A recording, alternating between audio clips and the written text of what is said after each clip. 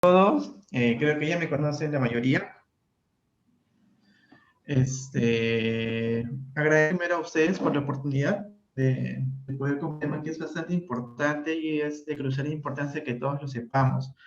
Yo creo que todos en la vida profesional que tenemos, encarnado, en Cerús, nos hemos topado muchas veces o algunas veces con un paciente, con un niño que tenga un diagnóstico de insuficiencia cardíaca y a veces hemos tenido muchas dudas en esto. Entonces, gracias por la oportunidad de compartir este tema con ustedes. Y qué duda que tenemos al final las podemos resolver. Entonces, la insuficiencia cardíaca en pediatría, vamos a hablar un poco a manera de introducción, rasgos. Decimos que en niños puede presentarse en cualquier etapa, desde el nacimiento, incluso de la fetal, y desarrollarse en cualquier etapa de la vida. Cada ciclo, cada etapa que tengamos va a diferenciarse, ya sea en la etiología como en los síntomas, como lo vamos a ver posteriormente. La insuficiencia cardíaca tiene múltiples causas y no todas de ellas son cardíacas. Si bien es cierto, la mayoría de pacientes que tienen insuficiencia cardíaca tienen alguna cardiopatía estructural. No todas de ellas van a ser de causa netamente cardíaca. En cuanto a las cardiopatías congénitas en población en general, tiene una incidencia de 0.8% en todos los recién nacidos. Esto es más frecuente en los recién nacidos prematuros, como ya lo vemos. Y como les mencionaba hace un rato, hace un momento, la insuficiencia cardíaca no es su origen cardiológico. Pueden haber otras causas, por ejemplo, la glomerulonefritis o las causas de tipo renal, o las malformaciones arteriovenosas a nivel hepático, que nos pueden producir insuficiencia cardíaca sin dar ninguna patología de base cardíaca a nuestro paciente. Entonces, en cuanto a la definición, ha ido variando, ¿no? Ha ido progresando y yo creo que la definición que más engloba muchas cosas y da un mejor concepto de todas las implicaciones de la insuficiencia cardíaca en pediatría. No sé si algunos de ustedes les han enseñado a mí, por ejemplo, cuando yo estaba en pregrado me decían de que la insuficiencia cardíaca era la incapacidad del corazón de bombear la sangre, ¿no? Pero al referirnos con ese término, solo se hablaba o solo se hacía mención a la parte de disfunción sistólica del ventrículo izquierdo. Y ya se ha visto que eso no es así, no solo es el ventrículo izquierdo y no solo la disfunción sistólica, también puede ser diastólica. Entonces, en el 2013, el Colegio Americano y la AJA hacen una recapitulación de ítems en la definición de la insuficiencia cardíaca y la definen como un síndrome clínico complejo. Y ahí quería tener un poco para ir desglosando lo que es la definición. Mencionan que es un síndrome clínico complejo, ¿no? Y clínico porque el diagnóstico en realidad es clínico, no necesita un examen de laboratorio imagenológico que nos diga nuestro paciente tiene insuficiencia cardíaca. El diagnóstico de insuficiencia cardíaca es netamente clínico. Obviamente para la causa de eso ya implica otras medidas, ¿no? Pero el diagnóstico per se es netamente clínico. Menciona que resulta de cualquier vía estructural o funcional. Cuando nos referimos a anomalía estructural, nos estamos refiriendo a todas las cardiopatías estructurales, como los cortocircuitos, como los CIA, CIB, o alguna estenosis, que sean estenosis aórtica o estenosis pulmonar. Y en la parte funcional, es decir, un corazón estructuralmente normal y que posteriormente hace daño, ¿no? Por ejemplo, las miocardiopatías, las miocarditis que producen dilatación y producen insuficiencias de las válvulas, ya sea auriculoventriculares o sigmoideas, pero con un corazón estructuralmente normal inicialmente, ¿no? Engloba la otra parte, digamos, y que altera el llenado ventricular, y al decir llenado ventricular se refieren a la disfunción diastólica, que no se tomaba en cuenta, que es muy importante, o eyección de sangre, ¿no? Y ahí tiene también habla de la función sistólica. Entonces, en ese concepto es pequeño, complejo, pero bastante práctico y bastante simple, engloba todas las causas de lo que es insuficiencia cardíaca.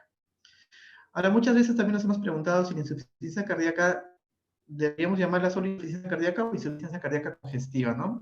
Creo que el término de insuficiencia cardíaca congestiva se ha generalizado. Casi a todos les decimos insuficiencia congestiva, pero no debería ser así. Si yo tengo un paciente con insuficiencia, ¿por qué no debería ser así? Porque todas las insuficiencias cardíacas son de etiología congestiva, no todas poseen congestión. Cuando hablamos de congestión nos referimos básicamente a la congestión pulmonar.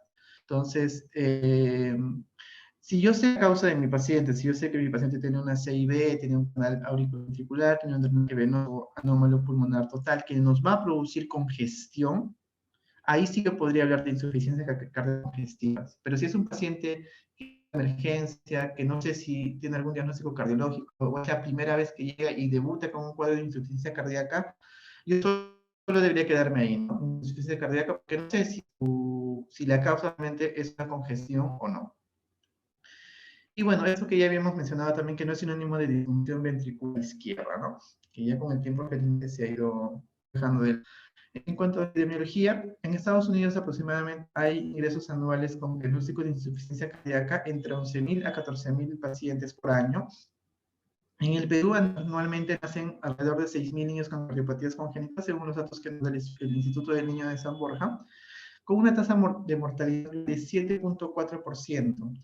Pero en la edad pediátrica, si eso no se detecta a tiempo, puede llegar incluso hasta el 80% de los casos. Entonces, es un tema que debemos nosotros, desde el inicio hasta el final, saber diagnosticarlo, saber manejarlo, y todos los rasgos que implica, ¿no? Y también esto es importante, ¿no? Un niño hospitalizado por otra causa, neumonía, infección urinaria, o cualquier otra causa que se complica con un diagnóstico de insuficiencia cardíaca, tiene un riesgo de muerte de hasta 20 veces mayor que un paciente que no tiene insuficiencia cardíaca. Por eso es que es importante el tema en mención.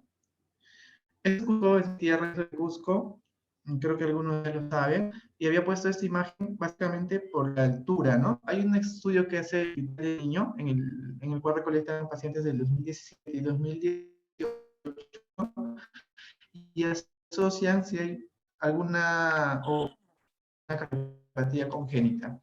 Entonces, ellos en el estudio observaron y concluyeron de que a una altura mayor de 2.260 metros sobre el nivel del mar, encontraron una asociación en un 20% de mayor probabilidad de presentar alguna cardiopatía congénita. Y las cardiopatías más frecuentes que ellos encontraron fueron CIB, PCA y CIA-CO.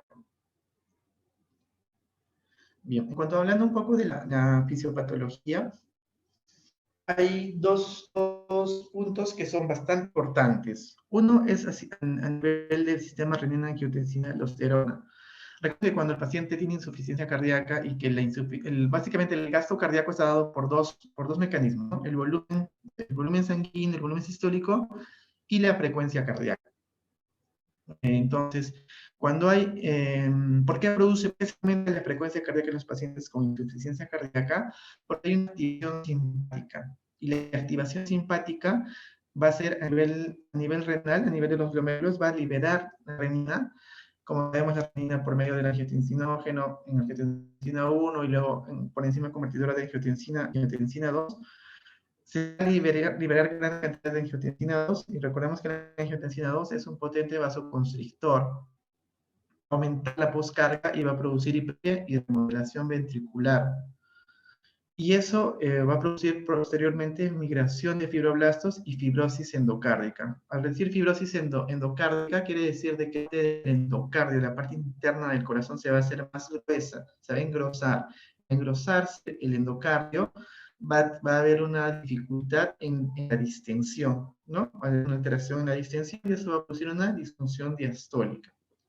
Además, la angiotensina a nivel de las glándulas suprarrenales va a liberar aldosterona, y como sabemos, la aldosterona lo que va a hacer es retener sodio, retener agua, y al retener sodio y agua, ¿qué va a pasar? Va a haber mayor sobrecarga de volumen y mayor congestión. Entonces, imagínense un paciente que tenga por los dos lados, ¿no? Una sobrecarga de volumen, mayor congestión a nivel pulmonar, que esté produciendo edema y que la sangre que va a los pulmones tiene que regresar por las venas pulmonares hacia la aurícula izquierda, de la aurícula izquierda al ventrículo izquierdo, pero si mi ventrículo izquierdo está con disfunción diastólica, no me va a poder recibir esa cantidad de sangre. Y es por eso que la asociación de estos dos, de la disfunción diastólica más la sobrecarga de volumen y mayor congestión, tiene que tener mayor mortalidad. Entonces, ¿qué es lo que los organismos sabiamente hacen? Existen unas hormonas que son las hormonas contrarreguladoras, que básicamente van a secretar el péptido natriurético. Hay dos principales, el péptido natriurético B, BNP, que es un nómero, digamos, del péptido natriurético tipo B, Esto va a estar secretado por los cardiomiocitos ventriculares y lo que va a producir es que va a favorecer la vasodilatación y la natriuresis, y con eso va a inhibir el remodelado ventricular. Al final, en conclusión, en cuanto a la fisiopatología de la insuficiencia cardíaca, lo que nosotros queremos es evitar el remodelado ventricular, porque cuando hay un remodelado ventricular, ya los daños son irreversibles. Entonces, es importante tener en cuenta estas hormonas contrarreguladoras, y por eso en el diagnóstico también, si, como vamos a ver posteriormente, no en el diagnóstico, sino en el seguimiento, podemos hacer usaje del ProBNP, ¿no? En cuanto al manejo, que lo vamos a ir adelantando un poco, vean en cuanto a ese sistema que nos lleva al remodelado ventricular, hay dos cosas importantes, ¿no? La angiotensina 2 y la aldosterona. Entonces, ¿qué deberíamos usar nosotros? Dos activan esas vías. Usamos los IECAS para inhibir la angiotensina 2 y usamos la espironolactona para bloquear o la aldosterona, ¿no? Entonces, eso es también importante que vean en cuanto al manejo y al por qué usamos esos medicamentos.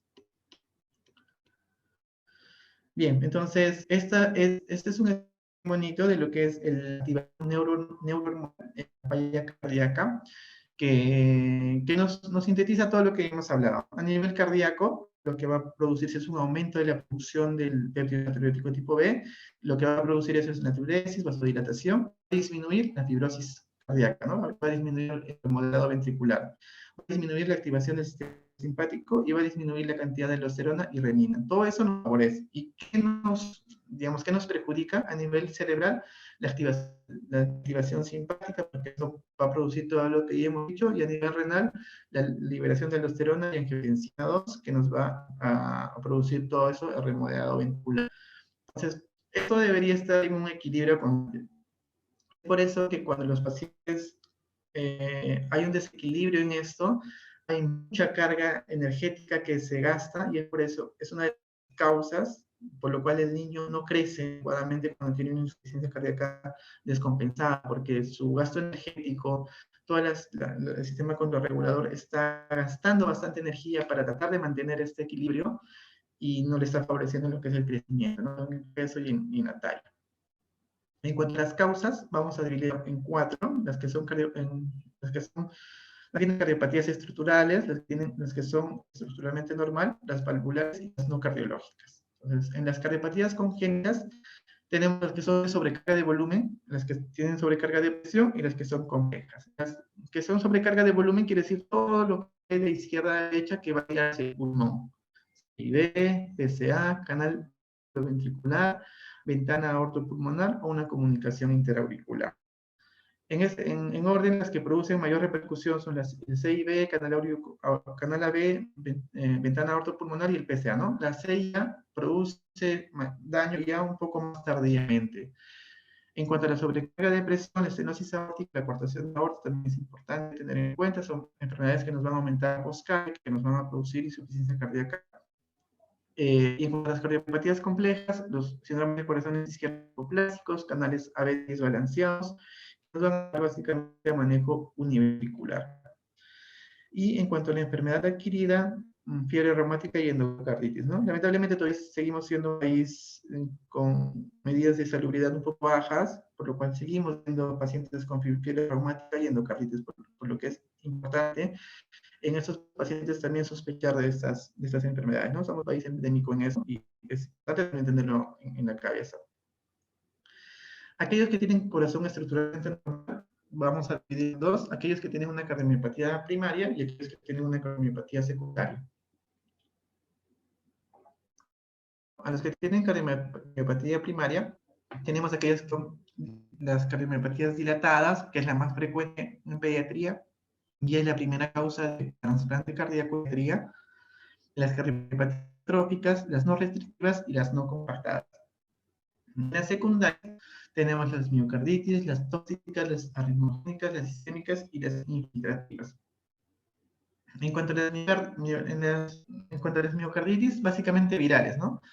Ahí agregué lo que es SARS-CoV-2, estamos viendo bastantes pacientes con síndrome de respuesta inflamatoria post-exposición a COVID, Kawasaki, colitis. En las tóxicas, básicamente acá los pacientes que van a quimioterapia o radioterapia, o que van a usar doxorubicina o anticíclicos, es importante hacerles un control. Nosotros hacemos un control basal antes de que empiece la quimioterapia y posteriormente, de acuerdo a cómo vayamos encontrando la función cada 3, 6 meses igualmente, ¿no? Porque estos los antracíclicos producen insuficiencia cardíaca y esa es una cardiopatía secundaria a la toxicidad del fármaco.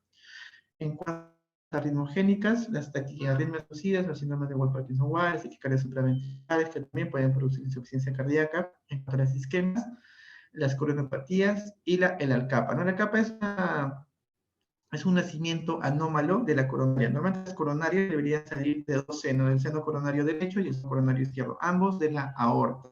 Alcapa quiere decir que la coronaria izquierda no nace de la aorta, sino nace del tronco pulmonar o de alguna de las ramas pulmonares. En cuanto a la infiltrativa, se refiere a los depósitos de hierro, básicamente, ¿no? Entonces, en cuanto, acá esa es una tablita bien bonita para ver las causas comunes de enfermedad cardíaca de acuerdo a la edad. Entonces, en el primer día y en la etapa fetal, vemos que no son netamente cardiológicas. Más que todo son físulas arteriovenosas sistémicas, ya sea hepática o sea cerebral, miocarditis, hematológicas, metabólicas, arrítmicas o las anomalias de Einstein que en la etapa fetal incluso también producen bastante repercusión. En la primera semana de vida, las estenosis pulmonar, aórticas críticas, síndrome de corazón izquierdo hipoplásico, insuficiencia adrenal, transposición de grandes vasos interventricular intacto, drenaje venoso anormal pulmonar obstruido, coartación, hipertensión, las del primer día también, ¿no? En la segunda semana de vida, los 6 más grandes, los defectos del canal auriculoventricular, un PCA grande, el conducto arterioso, en 1 a 2 meses las cardiopatías estructurales, los CIA-CIBs y el síndrome, acá que ya habíamos visto anteriormente, de 2 a 6 meses estenosis aórtica, coartación y niños mayores en la fiebre reumática en la cabeza, ¿no? Entonces, un resumen de todo lo que hemos visto está acá, creo que un poquito más ordenado. En la etapa fetal nos puede producir la anemia, las transfusiones feto-fetales, que es importante, los hilos fetales, las taquicardias supraventriculares, taquicardias ventriculares y los bloqueos AB congénitos, ¿no? Todo niño con bloqueo AB congénito hay que estudiarle 100% a la mamá porque, de lupus, ¿no? Porque es la causa principal de un bloqueo AB congénito es hijo de lúpica, entonces hay que estar pendientes de eso. Miocarditis, anomalía de Einstein, también en etapa fetal nos pueden producir insuficiencia cardíaca. En el prematuro, la sobrecarga hídrica, y eso es importante porque a veces en los líquidos, en el neonato prematuro nos excedemos y eso no está bien porque la sobrecarga hídrica va a hacer bastantes cambios a nivel del PSA que podrían hacer más difícil el cierre del PSA y producir mayor repercusión, o incluso cuando el PSA está cerrado se podría ver una reapertura del PSA por una sobrecarga hídrica. Entonces producen de izquierda a derecha, las displasias broncopulmonares en prematuritos que nos producen hipertensión pulmonar, miocarditis o patologías genéticas. En el neonato término, lo habíamos visto, las malformaciones arteriovenosas, ya sea de origen hepático, ¿verdad? Como la vena de Galeno, los efectos cardíacos, los SHANS, ¿no? Efectos cardíacos, las miocardiopatías genéticas, metabólicas o sepsis. En la estante preescolar, los cortocircuitos, el defecto del septo auriculoventricular, hemangiomas también nos pueden producir insuficiencia cardíaca. Importante acá la parte renal, ¿no? En esa etapa, ¿no? Y podemos tener hipertensión arterial, pero no necesariamente de causa cardiológica, sino por secundaria a una glomerulonefritis.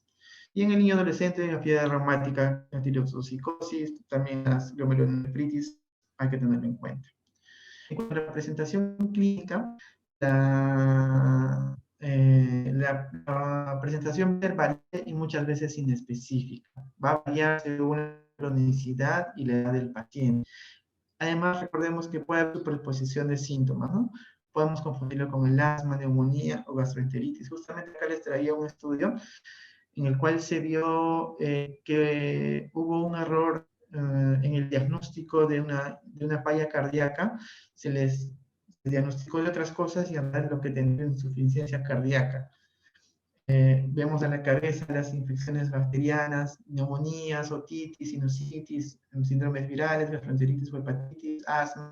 Todas estas son causas mal diagnosticadas que al final fueron una insuficiencia cardíaca. Y los síntomas que más frecuentemente presentaban estos pacientes son los de, ¿no? Y esos son los que son significativos, son los que son estadísticamente significativos. Pérdida de apetito, dolor abdominal, náuseas y mesis. Esos fueron los síntomas que llevaron a un error y los diagnosticaron de otros problemas, por ejemplo, gastrointestinales, y hubieron retardo en el manejo, ¿no? Y mencionan que aquellos que han tenido más de un síntoma de falla cardíaca, hubo error hasta en el 88%, y aquellos que tuvieron más de dos síntomas de falla cardíaca, el 66%. O sea que incluso teniendo dos o más síntomas de falla cardíaca, en este estudio hubo un 66% de falla en el diagnóstico. Por eso es que es importante sospecharlo, ¿no? ¿Por qué? Porque nuestro paciente puede presentar con disnea o tos y podemos pensar que es no sé, una bronquiolitis, quizás una neumonía, a nivel gastrointestinal, pobre ganancia ponderal, dolor abdominal, náuseas, vómitos, que podríamos darle otro enfoque erróneamente, ¿no? A nivel cardíaco, dolor torácico, palpitaciones, síncope, fatiga o disminución de tolerancia al ejercicio, son los síntomas típicos. En cuanto a la clasificación de la severidad y a los estadios, lo que usan es el ANIJA, ¿no? El estadio de ANIJA. En pediatría lo podemos usar en adolescentes, en niños mayores, pero lo que hacemos en lactantes, en niños pequeños, nos guiamos básicamente con los criterios de Ross, ¿no? Ross ha estudiado bastantes de estos pacientes y nos damos con este. Este es un cuadro para ver un score de Ross, para ver severidad, básicamente. Él lo catalogó como 0, 2 y empieza con diaforesis, si solo es a nivel de la cabeza, se extiende hacia el cuerpo, o si está al ejercicio, o si se extiende la cabeza al reposo, ¿no? Va sumando de 0, 1, 2, en la taquipnia si es rara, si es algunas veces, o si es frecuentemente, va sumando de 0, 1 a 2, igual la respiración, si hay retracciones, white dyspnea, y en cuanto a la edad, la frecuencia respiratoria y cardíaca, de acuerdo a las edades, y en cuanto a la hepatomegalia, ¿no?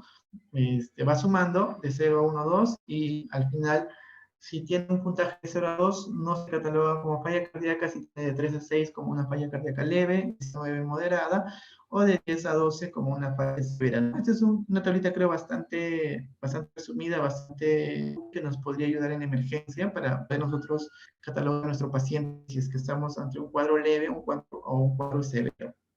Y en cuanto a la clase funcional, la clase 1, 2 y 3, 3 y 4, creo que es bastante conocida, ya todos lo sabemos.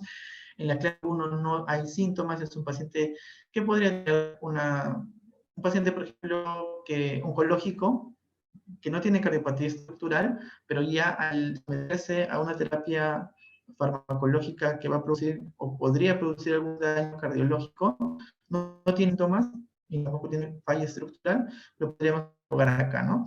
No tiene síntomas ni limitaciones, pero ya tiene un riesgo de desarrollar a la larga quizás una insuficiencia cardíaca.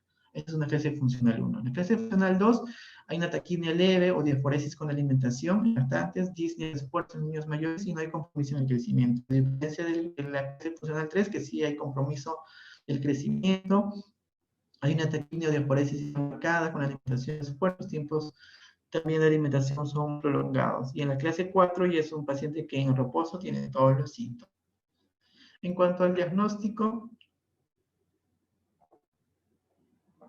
como les mencionaba, es un diagnóstico de insuficiencia cardíaca netamente clínico. No existe ninguna prueba que nos diagnostique insuficiencia cardíaca. Las herramientas que nos podrían ayudar a la causa, o si tenemos alguna duda, son la radiografía de tórax, que deberíamos tomar todo paciente con fecha de este diagnóstico, un electrocardiograma y un ecocardiograma que sí nos va a dar la principal, ¿no? de la insuficiencia cardíaca. Recordemos que los pacientes con insuficiencia cardíaca, alrededor del 60, 70, algunos incluso 75%, tienen alguna cardiopatía estructural. Entonces es importante llegar al ecocardio para ver eso, ¿no? Ya obviamente después del diagnóstico clínico, del manejo iniciado, sí es importante hacerle un estudio completo. Los marcadores clínicos, como ya lo comentábamos, el péptido natriúrico tipo B, el ProBNP, las troponinas también nos pueden ayudar. Más que todo, seguimiento. En seguimiento se ha visto mayor utilidad en el seguimiento más que en el diagnóstico. Radiografía de tórax, este es un esquema bastante bonito para ver las porciones del corazón, de la aurícula derecha, del ventrículo derecho, de la aurícula izquierda, del ventrículo izquierdo. Lo que nosotros hacemos para diagnosticar una cardiomegalia es trazar a nivel de la línea media, a nivel de la columna, de las espinas, espinas dorsales, una media, hacia el lado derecho, hacia la aurícula derecha, trazamos una línea A, hacia el lado izquierdo, hacia el ventrículo izquierdo, una línea B, y a nivel del diafragma, una línea C, y eso los sumamos a B, dividimos entre C. Si eso nos sale más de 0.6 en lactantes menos de 2 meses, vamos a diagnosticarlo de una cardiomegalia, vamos a encontrar una cardiomegalia de 2 meses a 2 años, el punto límite es 0.55 y de 2 años a más es 0.50. ¿Qué les parece esta plaquita? La primera placa. ¿Qué les parece? A ver, analícenlo un poco.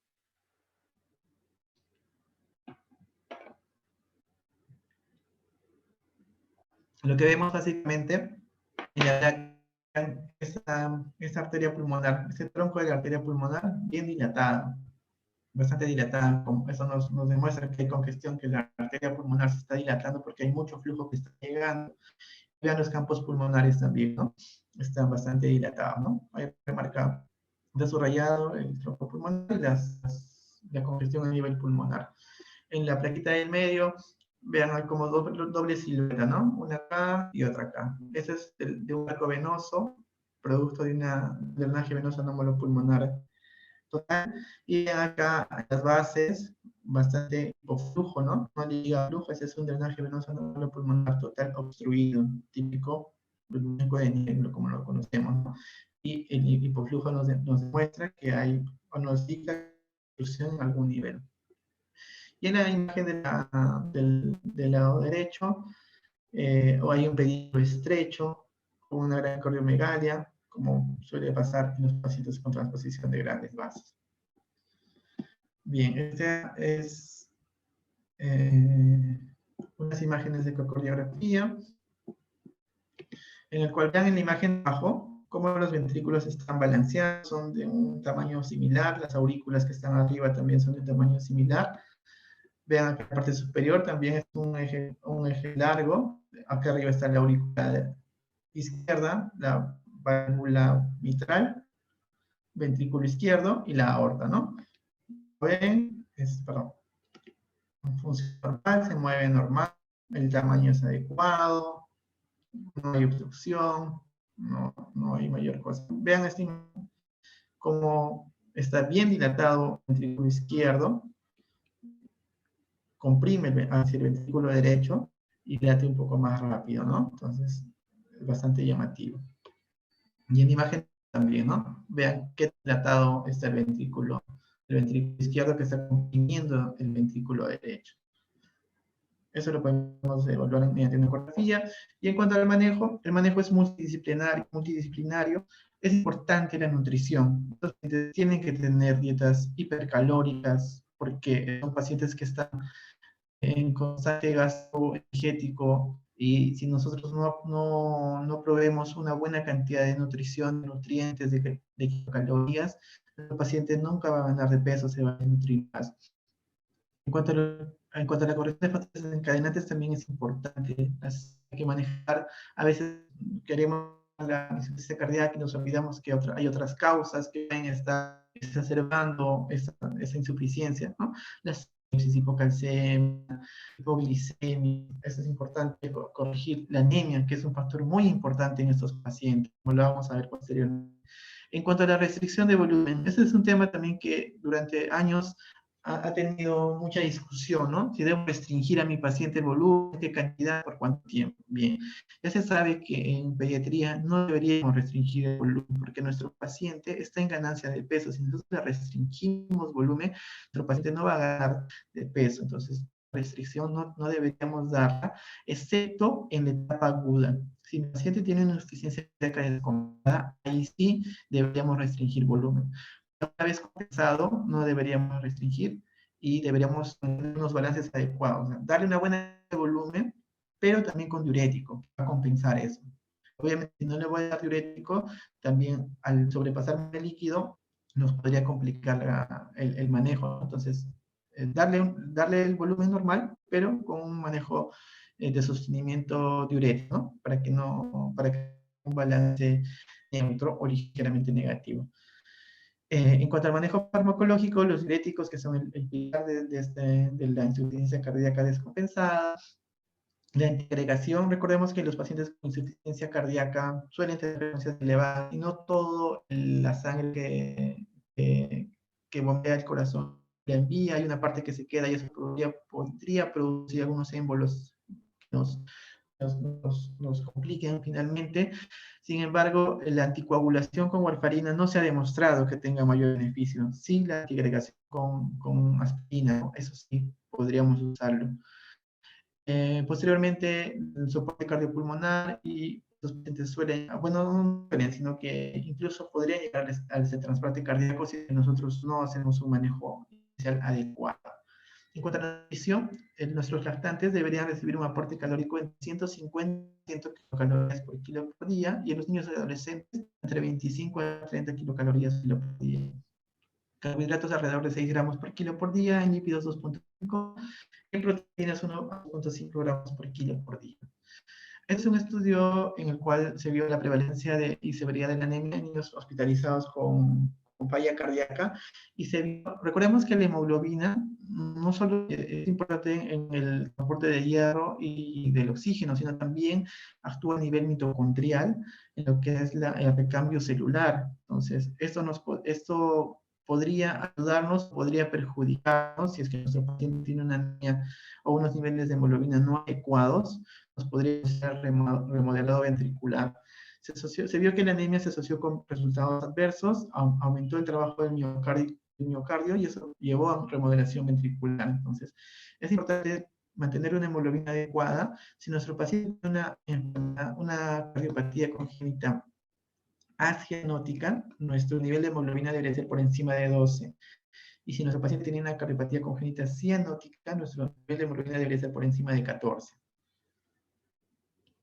Es otro estudio de anemia en el cual se vio que el 56% de pacientes con insuficiencia cardíaca congestiva tenían anemia ferropénica.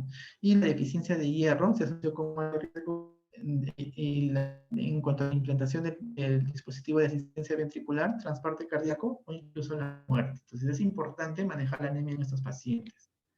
En cuanto a los diuréticos, es el tratamiento para lograr volumen adecuado. Podemos iniciales de 0.5 a 2 miligramos por kilo. Es importante, como sabemos, el monitoreo de los electrolitos, sobre todo lo del potasio. Y si nuestro paciente tiene resistencia a los diuréticos, a veces hay pacientes que le damos diurético, no mejoran y no mejoran en orina. Estos pacientes probablemente tengan algún grado de resistencia a los diuréticos y podríamos pasar a hidroclorotiazida. La hidroclorotiazida como monoterapia muchas veces no funciona, se prefiere los diuréticos de asa como la furosemida, combinados sí se ha visto mejores resultados. En cuanto a los YECAS, hemos dicho que disminuyen la postcarga, previenen y atenúan la remodelación ventricular y mejoran la función contráctil del ventrículo izquierdo, y al mismo tiempo disminuye la mortalidad y la hospitalización. Entonces, los YECAS también es un pilar importante en cuanto al manejo ya sea agudo o ya sea crónico de la insuficiencia cardíaca. Los beta bloqueadores han demostrado bastantes beneficios en adultos. En niños no hay resultados concluyentes, hay algunos que están a favor, otros en contra, con resultados diversos, pero sí se ha visto que en pacientes con miocardiopatía dilatada hay mayor beneficio. En ellos se recomiendan. Y esos no se recomiendan usar en la etapa descompensada. Una vez que el paciente sale de la etapa descompensada, ya está con una insuficiencia cardíaca controlada, ahí podríamos usar los beta bloqueadores. Y en cuanto a antagonistas de receptores de la aldosterona, como la espironolactona, tiene un importante efecto antifibrótico, hace que disminuya el lado ventricular. En ellos también es importante el monitoreo de electrolitos y en algunos casos se ha reportado ginecomastia, entonces hay que también hacer el seguimiento de estos pacientes que van a consumir la espironolactona. En cuanto a la digoxina, es un medicamento que antes se usaba mucho, ahora no se usa, no se recomienda el uso de primera línea. La digoxina la guardamos ya cuando el paciente no ha mejorado con todas las armas que hemos tenido, con lo que es lo del volumen, con lo que es los diuréticos, y podríamos usar la digoxina. Y antes se mencionaba que el efecto principal era la mayor contractibilidad, pero se ha visto que su principal efecto es inhibir el sistema nervioso simpático, y es ahí donde actúa principalmente la digoxina, ¿no? Se recomienda también en pacientes que tengan fibrilación auricular con producción de eyección disminuida, y no se recomienda que tengan disfunción del nodo sinusal o bloqueos auriculoventriculares, porque ellos la digoxina es lo que es el nodo sinusal. Este es un cuadrito que me imagino que también todos ya lo hemos visto, bastante práctico también, pero está fácil de entender. Entonces, acá lo catalogan como en la clase funcional de ROS que hemos mencionado en la clase 1, 2, 3 y 4, y vamos viendo los pasos, ¿no? Entonces, el diurético, los pulsos de diuréticos, ya sea en bolos o infusión continua, y acá básicamente hablamos de la furosemida, la usamos si es que es un cuadro de insuficiencia grado 2, podemos usar en bolos, cada 6, cada 8, cada 12, dependiendo. En cuanto más severo sea, lo ideal es considerar una infusión continua de furosemida. Entonces, eso tenemos desde la base, la furosemida nos va a ayudar bastante. En cuanto a los YECAs, el captopril, por ejemplo, miren, este lo usamos desde la clase funcional 1, ¿no? El paciente asintomático, que no tiene síntomas, pero que tiene quizás una CIA pequeña, un CIB pequeño, sin síntomas, sin mayor repercusión. Podríamos usar deberíamos usar el captopril, que es un medicamento que nos va a inhibir lo que es el remodelado ventricular. En la etapa clase funcional 2 o 3, ya en la 4 no se suele usar, porque obviamente eso tenemos que usarlo oral. El paciente en etapa 4 muchas veces está descompensado, no usamos la vía oral, requerimos ir la vía endovenosa. Los beta bloqueadores, como ven, el carvedilol principalmente, lo usamos en la clase funcional 2, pacientes que tienen síntomas leves, y no se usa en etapa descompensada. Los antagonistas de la aldosterona, como la espironolactona, también los usamos en la clase funcional 2, cuando el paciente tiene síntomas leves, moderados, o los severos, si es que no está esperando vía oral, ¿no? Este es un cuadro similar, básicamente en cuanto al manejo, es escalonado, los diuréticos, los YECA, beta bloqueadores, la aldosterona, y al final está la digoxina, ¿no? La digoxina al final es un medicamento que ya lo reservamos cuando todas estas etapas, en todas estas etapas hemos fallado. Podemos usar en los temas severos, o deberíamos usar infusiones de intropos, dopamina, dobutamina.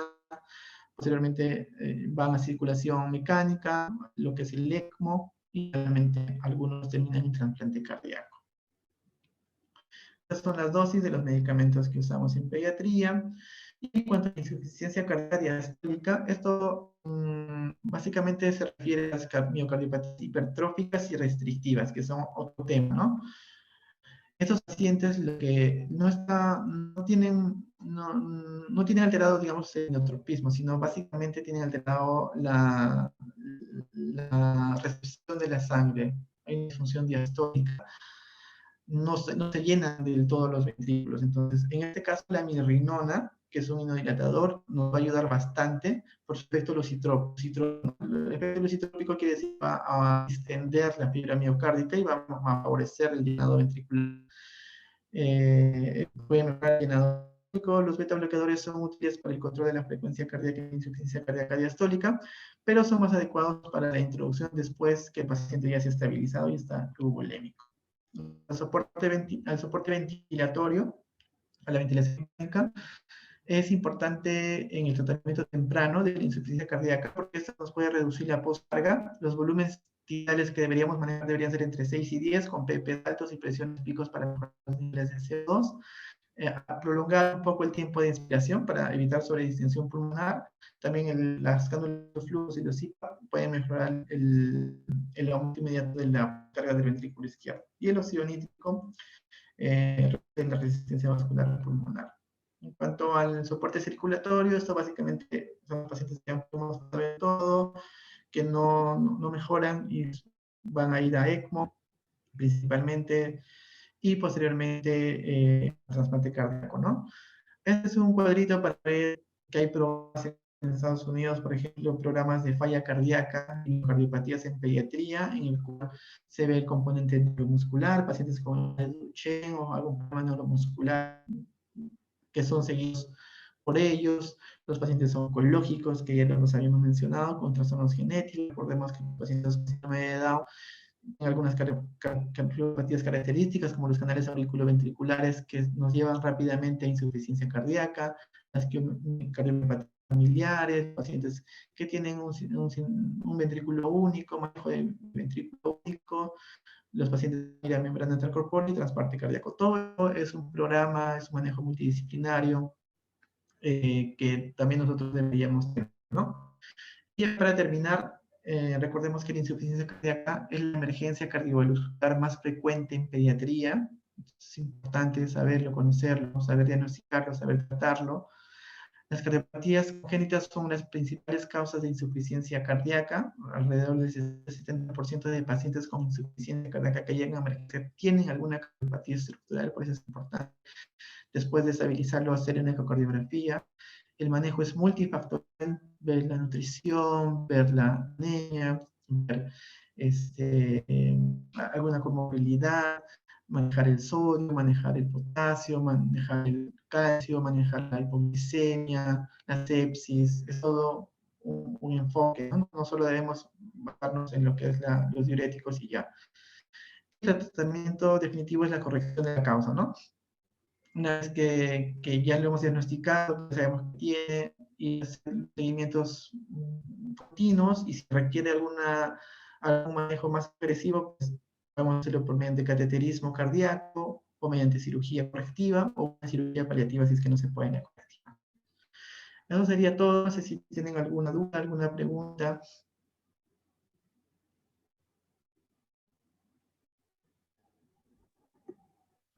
Buenas noches con todos. Michael, muchas gracias por la excelente exposición. Has abarcado, entré un poco tarde, pero he visto que has hecho una revisión bastante amplia y bastante dirigida para nosotros, ¿no? Como pediatras que vemos este grupo de pacientes, y la mayoría de veces, como tú bien dices, llegan a emergencia estos pacientes, ¿no?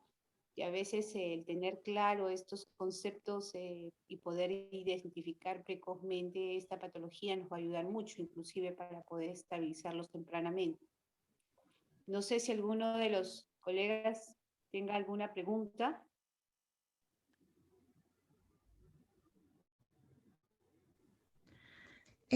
Yo, doctor Zárate, doctores, buenas noches.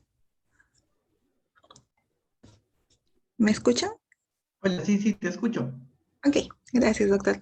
Doctor, mi pregunta va dirigida en cuanto al aporte nutricional, lo que usted dijo de que este tipo de niños tienen una mayor demanda metabólica y que necesitan de repente más energía, más nutrientes. Entonces, me gustaría saber si en el tratamiento de base es necesario de repente darles una leche de alto aporte calórico, suplementaria a la lactancia materna en el caso de los lactantes, o si con la lactancia materna es suficiente. Y en el caso de los niños que llegan a estar hospitalizados, para mantener este aporte calórico, si es que fuese necesario de repente alimentación por sonda nastrogástrica o por gastrostomía de repente. Sí, gracias por la pregunta. Sí, el tema de nutrición en estos pacientes es bien importante, es muy importante. Las calorías, como les mencionaba, entre 150 a 180 es lo ideal.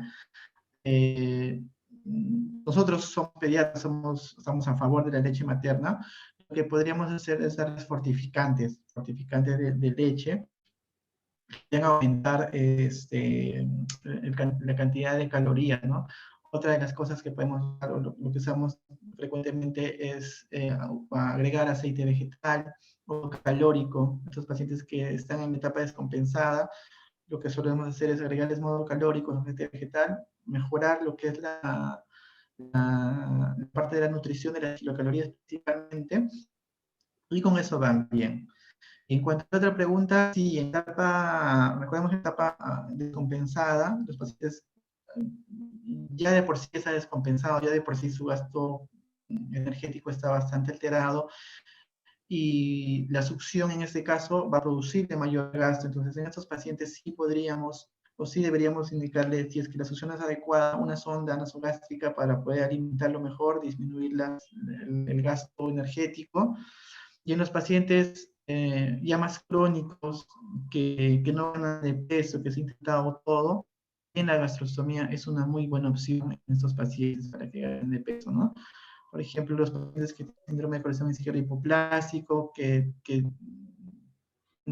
a veces no ganan adecuadamente de peso, son pacientes crónicos que van a ir a una y otra cirugía, y una cirugía necesitan un peso óptimo, y a veces, muchas veces se demora llegar a ese peso. La gastrostomía es una muy buena opción en pacientes crónicos que vemos que no están ganando la cantidad de peso. Michael, yo quería comentar, pero una preguntita. ¿Quién fue la colega que hizo la pregunta? Porque no reconozco la voz. Ya, doctora, soy Iskra. Ok.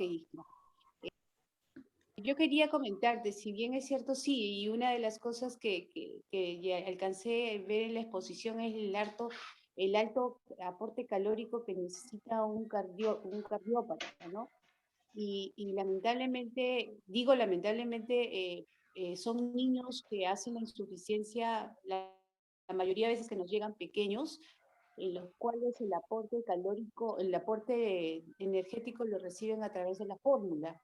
Y la fórmula pues tiene un bajo aporte calórico, ¿no? Y es lo que a veces nos limita mucho el llegar a un aporte calórico adecuado versus el sobrehidratar, o con la posibilidad de darle y sobrehidratar al paciente, cuando tenemos que tenerlo restringido muchas veces en volumen. Una de las cosas que nosotros siempre hemos visto en la experiencia es que, bueno, los bebés con la mayoría de veces que son congénitos complejos, usualmente es muy difícil. Yo sé que para ustedes manejar y ganar peso, inclusive hasta para las cirugías que requieren cierto peso, es muy difícil alcanzar a veces cuando son muy complejas, dado la restricción de volumen que tienen. Pero también hay casos en los cuales los niñitos, bueno, llegan hasta cierto punto y de pronto el tipo de complejidad que tienen, a veces pues llegan eutróficos estos niños, ¿no? Pero en la etapa aguda, cuando están hospitalizados, la restricción hacen que muchas veces no alcancemos el aporte calórico, es muy difícil.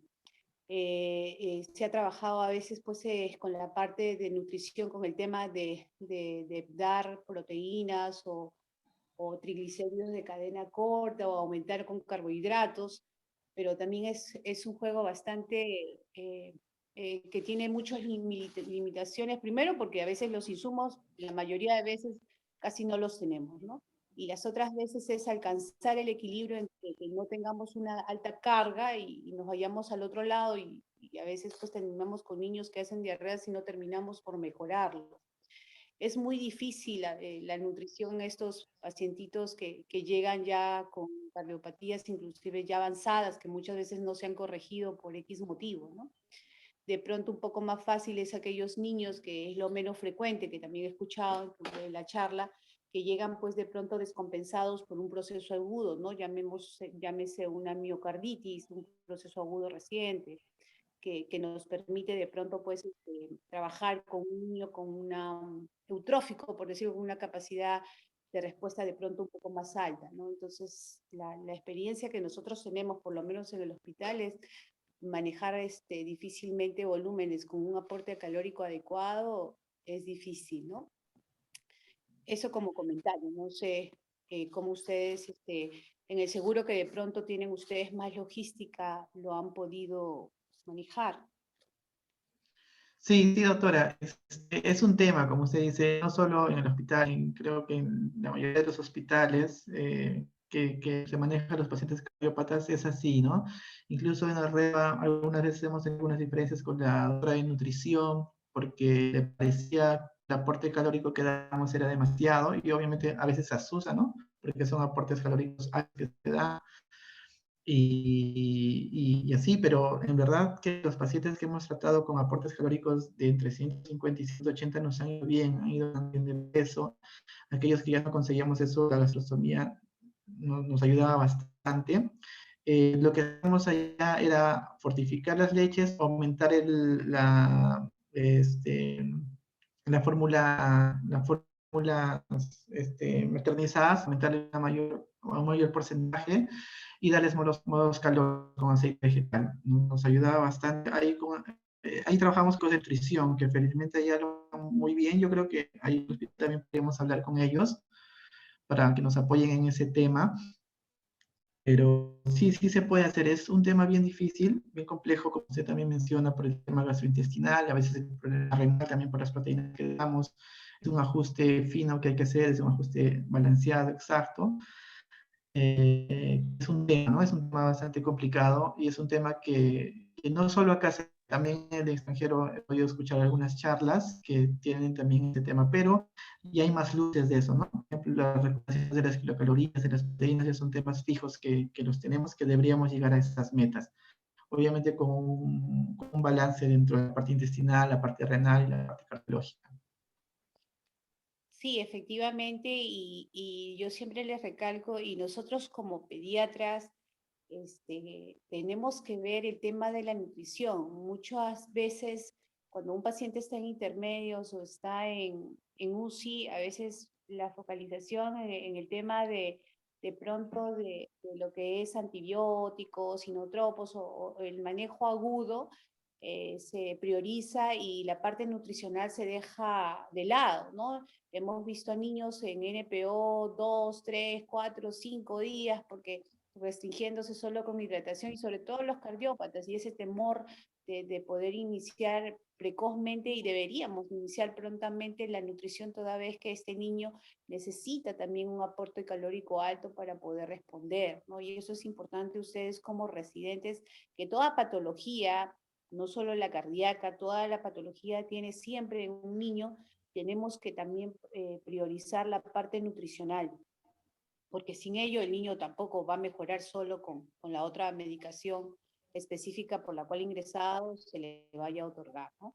Sí, y es todo un tema la nutrición en los cardiópatas y yo creo, Michael, ahora que la posibilidad que tenemos ya de estar más pendiente, el grupo de nutrición en el Hipólito hay una unidad de UTENEP, ellos están muy llanos a trabajar y las veces que se le ha llamado, pero a veces es muy importante la noción que tienen pues, los subespecialistas para poder incidir en ello, ¿no? Entonces, sí, trabajemos juntos y yo creo que eso vamos mejorando. Sí, claro, doctora. Y en cuanto al volumen también, ¿no? Como mencionaba, ya la restricción hídrica solo es en la etapa aguda. Después deberíamos dar volúmenes normales con los diuréticos y hacer un balance con eso. No deberíamos restringir todo el tiempo volumen, ¿no? Y también si suele pasar eso del NPO de varios días, ya no debería pasar. Sí, sí, sí, que ya no debería de pasar. Y lo que acabas de mencionar, nuevamente les reitero, así sea de por cansancio lo aprendan, tienen que hacer balance hídrico en un paciente de forma estricta y continua. Eso nos va a ayudar mucho y es lo que nos permite poder aumentar volúmenes sin tener el temor de irnos al otro lado y constantemente podemos ir manteniendo un equilibrio en estos niños, ¿no? Eso es bastante importante.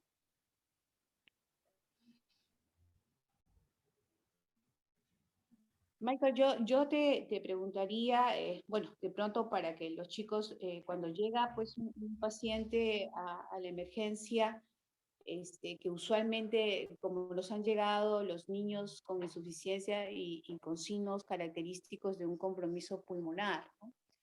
¿Qué sospechar o qué exámenes tú les recomendarías inmediatamente para poder determinar que no es un problema respiratorio, sino un problema de insuficiencia cardíaca? Obviamente vamos a ver la imagen hay que saber evaluarla, también muchas veces pues hay poca experiencia, pero ¿qué exámenes pediríamos para hacer sospechar de que digamos, con un niño con una miocarditis que está descompensándose y haciendo una insuficiencia? Sí, es importante, en cuanto al diagnóstico de la emergencia, es importante la evaluación clínica, ¿no? Por ejemplo, sospecho de algún problema pulmonar y tengo duda en si es un problema pulmonar, cardíaco, por la tos, disnea que me presenta el paciente. El hígado, para el hígado es muy importante. Si yo veo que hay hepatomegalia, me orientará un poco más a una insuficiencia cardíaca, ¿no? Si veo que no tiene una hepatomegalia llamativa, no es muy grande el hígado, entonces podría sospechar de un problema más que todo pulmonar. A la auscultación también, ¿no? Si escucho algún soplo, algo que en el corazón, o un segundo ruido cardíaco aumentado, un desdoblamiento del segundo ruido, sospecharé de una cardiopatía. Si a veces hay mucha duda en cuanto a los pacientes que están chocados, los neonatos, los lactantes que están chocados, como por ejemplo nos podría confundir con una estenosis aórtica, claro, una aportación de aorta, pero recordemos que el paciente lactante chocado confundido, está con puntos débiles, a veces ni se está frío, está pálido. Y los síntomas de coartación de aorta crítica también son así, el paciente pálido, sin pulso, hipotenso. Entonces, ahí habría un poco de dudas. Es operación clínica, escuchar el corazón, no solo en la parte de adelante, también de atrás, las contracciones, recordemos que las escuchamos atrás, tomar presiones. Yo tengo diferencial de presión, por ejemplo, pues la diferencia en un paciente escéptico, un paciente con coartación de aorta, si yo tengo diferencial de presión, diferencial de saturación, me hace la causa cardiológica o no, palpar el hígado, como ya lo mencioné. Y en cuanto a los exámenes de lo que tengamos a la mano, ¿no? Si, lo que tenemos a la mano, todos tenemos una radiografía. Entonces, de primera elección sería tomar una radiografía, ver si hay alguna cardiomegalia, una dilatación del tronco. Había puesto algunas imágenes de radiografías para ver si el tronco pulmonar está dilatado, si es que los pulmones están congestionados, o si es que el ventrículo aurículo están dilatados. Entonces, la radiografía de primera mano nos va a ayudar bastante. Después, los exámenes laboratoriales, exámenes de calcio, de sodio, hemogramas, si es que veo algo en el hemograma que me oriente a una sepsis, podría orientarlo para ese sentido, ¿no? Pero de la mano es básicamente el examen físico y una radiografía de primera instancia, ¿no? Un EKG también sería genial, ¿no? Un EKG de inicio y de hecho que está recomendado para ver si hay alguna sobrecarga del ventrículo derecho, el ventrículo izquierdo. Sin un ecocardio, en un EKG podríamos ver eso, ¿no? Hay criterios para ver eso. Entonces, son los exámenes de ayuda que en toda emergencia hay, ¿no? En toda emergencia hay una radiografía, un EKG. Posteriormente ya son exámenes un poco más especializados, incluso en algunas guías mencionan las resonancias, pero en nuestro país es un poco difícil hacer la resonancia, pero en algunas guías incluso lo mencionan como dentro del protocolo, ¿no? Y bueno, después el examen ecocardiográfico, ¿no? Pero en la emergencia, doctora, yo me quedaría con el examen físico, la radiografía y la ecocardio, perdón, y el EKG. Sí, yo también estoy totalmente de acuerdo contigo y una de las cosas que ya la experiencia nos ha enseñado es el examinar el hígado en un lactante, ¿no? Y es impresionante cuando el compromiso hepático es marcado y se le pasa los diuréticos, cómo disminuye. Pero si nosotros, dentro de nuestra evaluación, no está forma como parte de nuestra evaluación, no lo vamos a hallar. Y lo evidencias claramente, porque cuando entró hasta la placa está clarísima cómo está un hígado bastante bajo, ¿no? Muchas veces hasta llegando a fosa y no se ha evaluado y lamentablemente ese es nuestro gran problema, te digo porque ha pasado, ¿no? Y es lo que debemos de fijar, un examen clínico completo en el cual nos permita ver qué posibilidades diagnósticas tenemos y un hígado grande, un bebé, obviamente, aparte de la sepsis siempre y con dificultad respiratoria, pensar en un compromiso cardíaco importante. Exacto. Chicos, ¿Alguna pregunta, alguna duda, algo que no les haya quedado claro que de pronto el doctor nos pueda reforzar o repetir?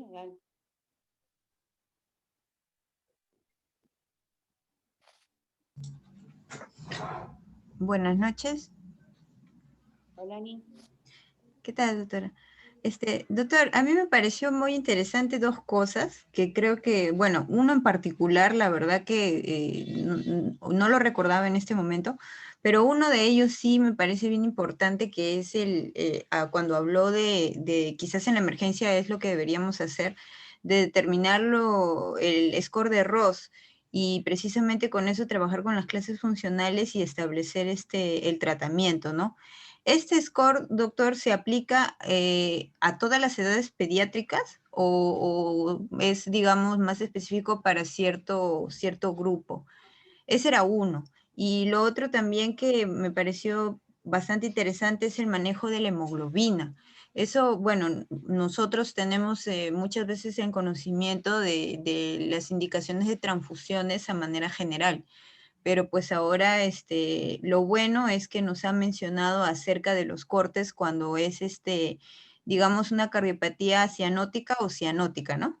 Cuando es cianótica, mantener la hemoglobina mayor a 12, y cuando es cianótica, mantenerlo por encima de 14, ¿no? Creo que esos dos puntos, sí me han parecido bastante importantes en la charla. Sí, gracias. Hay dos cosas en lo de Ross, ¿no? Uno es el score, que es el que les muestro ahora en pantalla, y otro es la clase funcional. Para la emergencia nos ayuda más ¿no? Y como ves, la edad va hasta los 14 años. O sea, hasta esa edad nosotros podríamos usar este score, el score de Ross. En cuanto a la clase funcional, está dirigido sí a niños ya desde los 14 años para abajo, básicamente, ¿no? Algunos sugieren hacer NIJA a partir de los 8 años, pero yo les recomendaría que usemos ROS hasta los 14 años y a partir de los 14 ya podemos usar NIJA, ¿no? Que es está básicamente más desarrollado para adultos. Entonces, tanto la clasificación de la clase funcional como el score modificado, que es el que de emergencia, sí deberíamos usar en niños para 14. Pero quería volver a estas dos diapos para ver que no es lo mismo. Uno es el score modificado de Ross y el otro es la clase funcional, ¿no? Es más para manejo o para detectar a nuestro paciente en el seguimiento, ¿no? Pero su emergencia es este de acá. Pero muy buena pregunta. No, lo usamos hasta los 14 años. Y en cuanto a la hemoglobina, sí, la hemoglobina es un tema también importante, ¿no? Como así, de los estudios, pero hay muchos más estudios de anemia asociado a empeoramiento de la insuficiencia cardíaca y a favorecer el remodelado ventricular, que es lo que no queremos. Entonces, es importante manejar la anemia, buscar la causa. Es un tema bastante importante también ese, ¿no? Está dentro del manejo multifactorial de la insuficiencia cardíaca.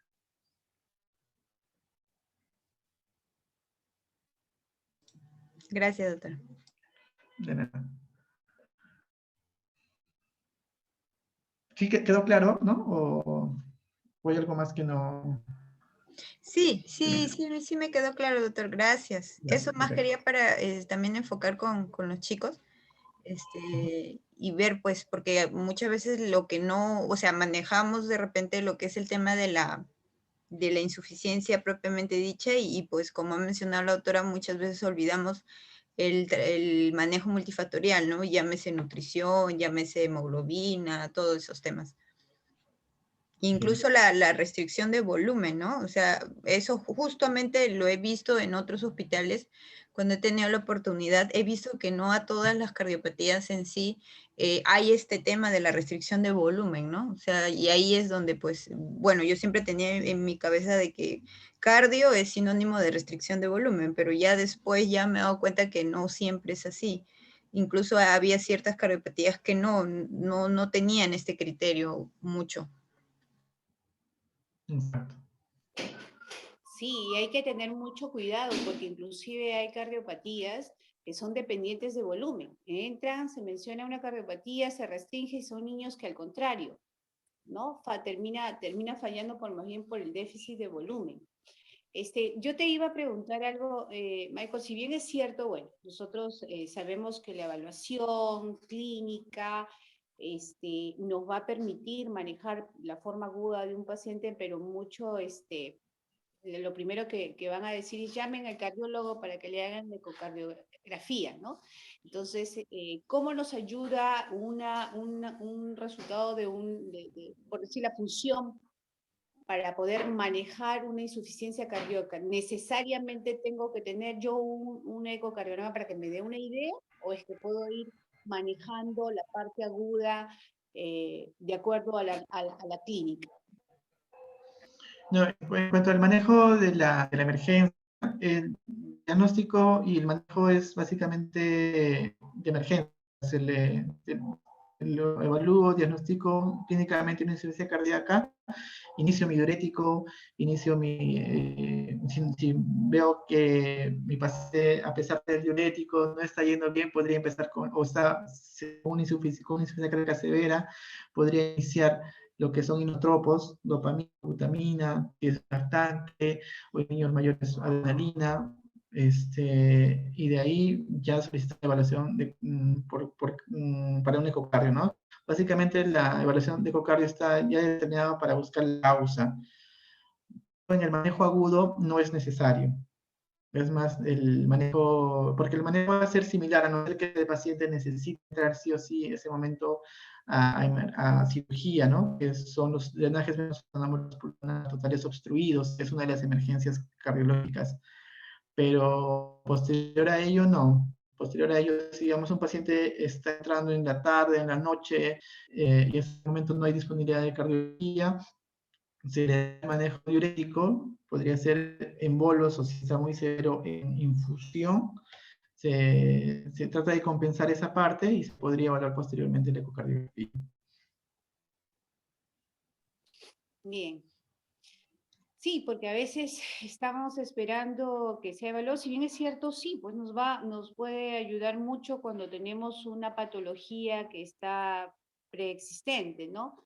Y de pronto eso, a veces la decisión posterior, pero a veces mucho se requiere, o a veces los colegas dicen, sí, necesitamos, sí, pero hay un manejo estandarizado para la parte aguda de la insuficiencia cardíaca y que tenemos que ir viendo, pues, respuestas, ¿no? Y que después se afina ya con el tema de la ecocardiografía y saber inclusive pronóstico, qué tan comprometido está ya posteriormente, pues, con las imágenes, ¿no? Claro. Y otra cosa también importante, no quería dejar de pasar, es hablar con las mamás, ¿no? A veces las mamás, muchas veces no dan la medicación adecuada, o como el tratamiento a veces por varios meses, le dieron un mes, 2 semanas y luego lo dejaron de usar, no van al control y su bebito ya no ve ya está en otro peso y le dan dosis insuficientes y a veces llegan, he visto varios casos que llegan bien complicados con insuficiencia cardíaca y es un tema también dentro del manejo multifactorial, hablar con la mamá, tener paciencia, hablar con ellos, hacer el seguimiento cercano, llamarlas y ver cómo van sus pacientes, sus niños, ¿no? Es importante también eso, porque la mamá en esos casos, como en todos los pacientes con problemas pediátricos, la mamá es un pilar importante en cuanto al manejo, ¿no? Sí, sobre todo en la información que nos da. Llega una mamá, sacamos una información y yo te aseguro que cuando está mucho más tranquila en 12 horas nos da al detalle y tenemos más claro los diagnósticos, ¿no? Entonces una historia clínica no acaba en una primera entrevista que puede durar hasta 2 o 3 minutos al inicio por el agudo y la desesperación de la mamá.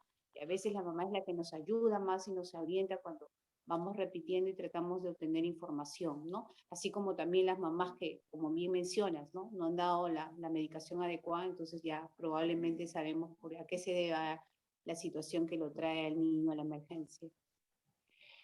Bien, yo creo que, Michael, te agradezco mucho la participación y bueno, vamos a tener, ojalá, espero, más temas de revisión, ya que es un tema, bueno, la cardiología es bastante amplia, la cardiología pediátrica pero nos ayuda un montón y hay muchos temas que creo que es puntual revisar para tenerlos en cuenta, ¿no? Y poder acercarnos más al diagnóstico y ayudar a nuestro paciente y no pues tardíamente, como a veces por falta de conocimiento no se hace. Bueno, chicos, si no tenemos más preguntas, te agradezco nuevamente y estamos quedando para la revisión de otro tema en otra oportunidad. Listo, gracias, gracias doctora, gracias por la oportunidad y esperamos contar con más temas. Encantado Claro yo. que sí. Gracias. Bien, Hasta buenas luego. noches con todos. Bien, buenas noches, Michael. Gracias. Buenas noches.